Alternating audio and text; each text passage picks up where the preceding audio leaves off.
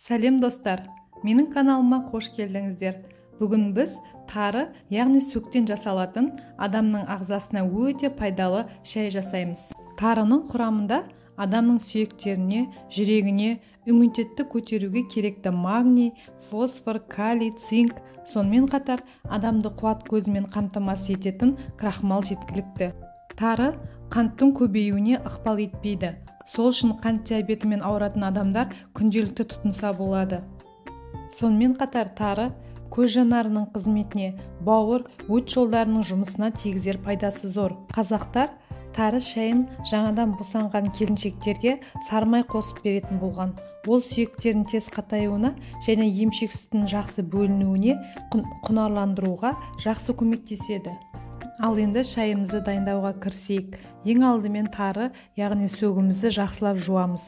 Немесе суға салып бір қайнатып, суын төгіп тастаймыз. Сол кезде сөгіміз тап-таза болады. Тап-таза сөгімізді қайнап тұрған 1 литр суға салып, 10 минут баяу отта қайнатамыз. Сөгіміз қайнағаннан кейін судың бетіне мынандай ақ көбіктер шығады. Соны ожаумен алып тастаңыздар. 10 минут қайнағаннан кейін сөгімізді ожаумен қараймыз. Сөк жарылып пісу керек. Сол кезде дайын болды деп есептелінеді. Келесі, ішінде сеткісі бар пәрнекке шайымызды салып, үстіне ыстық суымызды құйып, газге бір бүлк еткізіп шығарып аламыз. Шайды ұсынатын пәрнегімізге майлылығы жоғары сүтімізді құямыз. Оның үстіне пәрнектегі қызыл шайдан жарты құямыз.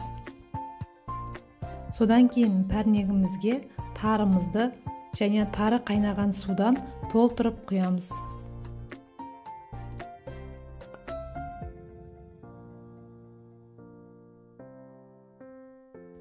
Содан кейін шайдың түсін келтіріп, қызыл шайымыздан құямыз. Біздің оңай әрі тез жасалатын және өте пайдалы тары шайымыз дайын болды.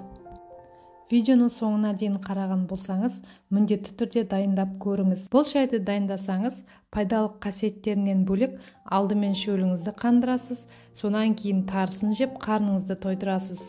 Сіздермен болған Айзат Мұсагуловадан пайдалы кеңестер каналы. Видео ұнаса лайк басып, комментарий қалдырып, достарыңызбен бөлісіңіздер.